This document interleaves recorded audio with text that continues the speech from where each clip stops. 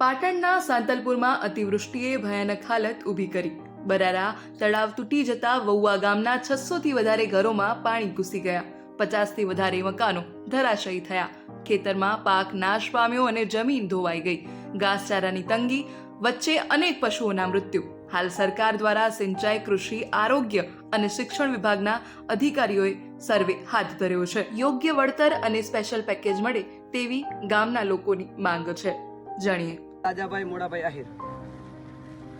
ગામની સ્થિતિ આમ થોડી હવે પૂર્વવત થઈ રહી છે, પરંતુ એક રોગચાળો ફાટવાની થોડી શક્યતાઓ મને વર્તાઈ રહી છે. તો એક તો આરોગ્ય વિભાગ દરેક ઘરોમાં જઈ અને દવાઓના છંટકાવ કરે, એ અમારી એક માંગણી છે.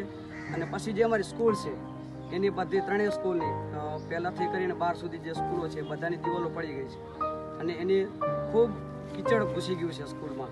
તો કાલે અમે યુવાઓને ખાલી આહવાન કર્યું, એક મેસેજ કર્યો ને ગ્રુપમાં, તો અમારા ગામના બધા યુવાનો આવી અને સ્કૂલની તમામ સફાઈ કરી નાખી છે. એટલે બાળકોનું શિક્ષણ પૂર્વવત થાય.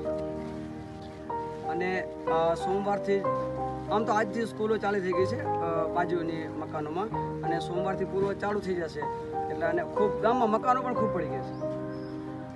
તો લગભગ કમસે કમ એવું લાગે કે 50થી પ્લસ મકાનો પડી ગયા છે અને 600 ઘરોમાં કદાચ પાણી ઘૂસી ગયું છે. એમાં ફક્ત અત્યારે એક જે મકાનો પડ્યા એનો સર્વે ચાલુ થયો છે. બાકી ખૂબ જમીનો ખૂબ ધોવાઈ ગઈ છે. ખેતી પાક તમામ નિષ્ફળ છે. કોઈ જ પાક બચ્યો નથી. જુવાર એંડા કોઈ પણ કંઈ બચ્યું જ નથી. પાક બધો ખતમ થઈ ગયો છે. તો ખેતીના પાકનું સર્વે થાય અને લગભગ કોઈ જમીનમાં પાક કોઈ ખેતરોમાં બચ્યો જ નથી. એટલે 100% લોકોને સહાય મળે એવી માંગણી છે. જે રીતે આ કરવામાં આવી હતી કે કલેક્ટર સાહેબ અને મામલતદાર સાહેબ દ્વારા કે 20થી 40 ઇંચ વરસાદ પડવાની શક્યતા છે, તો અમે લોકો અત્યારે ગભરાતા હતા ખરા, કારણ કે અમે 39 વર્ષ પહેલાં આ ફ્લડ જોયેલું અને એવી ફ્લડની શક્યતા હતી. અમારે જે ફ્લડ આવ્યું એનું મુખ્ય કારણ છે અમારા ઉપરનું ગામ એક બરારા ગામ છે, ત્યાં એમનું એક તળાવ છે. એ જ્યારે તૂટે ત્યારે અમારા ગામમાં પૂર આવે છે. ત્યાં જો એનો કાયમી નિકાલ જો કરવો છે તો એમને જો પાકું વેસ્ટવિયર બાંધી દેવામાં આવે તો જ અમારા ગામને રાહત થાય. નહીંતર અમારે વારંવાર આ પૂર અમારા ગામમાં આવે છે. જ્યારે અતિવૃષ્ટિ થાય ત્યારે અમારા ગામમાં પૂર આવે છે અને પાણી અમારું આવ્યું તે બધું બરારા ગામથી જાય. જે પાણી નીકળે એ સીધું અમારા સીમાડામાં થઈને અમારા ગામના નીચાણવાળા ભાગમાં આવે છે અને અહીંયાથી અમારું ખારાવા ડીમમાં જાય છે અને સીધું પછી રણમાં જાય છે. પણ આ ફ્લડને કારણે અમારું જે જીવાદોરી સમાન ડેમ છે એના ઉપર અમારા ગામનો એક રોટલો ડૂબે છે, એ ડેમ પણ આમાં તૂટી ગયો છે. એનો સંપૂર્ણ નાશ થયો છે. એ પણ અમારા માટે એક મોટું નુકસાન થયું છે. એના સિવાયના અમારા નાના મોટા સિંચાઈના તળાવો પણ તૂટી ગયા છે. ભવિષ્યમાં અમારે આના માટે ફ્લડ ના આવે તો અમારે મહત્ત્વની બાબત એ છે કે બરારા તળાવ છે એનું પાકું વેસ્ટવિયર સરકાર બાંધે તો ભવિષ્યમાં અમારે ખતરો ઓછો રહે. પશુપાલનમાં જે મૃત પશુઓનો સર્વે થયો છે, અમુકને સહાયના ચેક પણ હમણાં મંત્રીશ્રી દ્વારા અપાયા છે. પરંતુ અમારા ગામમાં હમણાં ઘાસચારાની બહુ તંગી ઊભી થઈ છે, કારણ કે ચારે બાજુ સીમાડાઓમાં પાણી ભર્યા છે. ખેતરોમાં જઈ શકાતું નથી અને પશુઓની સંખ્યા બહુ છે.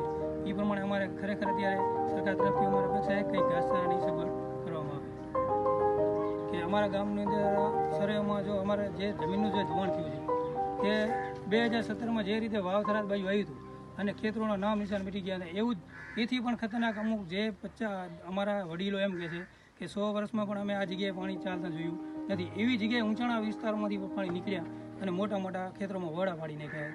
એને જો અમે સ્પેશિયલ પેકેજ જાહેર કરવામાં આવે અને જમીનનું વળતર આપવામાં આવે તો જ આ ભરપાઈ થઈ શકે એવું છે. બાકી સામાન્ય વળતરથી ખેડૂતોને કોઈ ફાયદો થવાનો નથી, કારણ કે પાકનું નુકસાન તો છે જ, સાથે જે ફળદ્રુપ જમીન જે વર્ષોથી 50 વર્ષથી જે લોકોએ અંદર ખાતરને સિંચીને ફળદ્રુપ બનાવી હતી એ બધું ધોવાણ થઈ ગયેલું છે.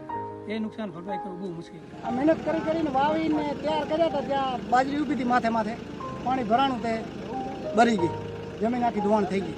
સરકાર અમને સહાય આપે તો બરોબર, અને અમારું તો બધું નિષ્ફળ થઈ ગયું. જે કાંઈ અમને આપે પાક નુકસાન તો સારું, અને અમારું તો નુકસાન છે જ. રિંકુ ઠાકોર, લોકલ 18, મહેસાણા.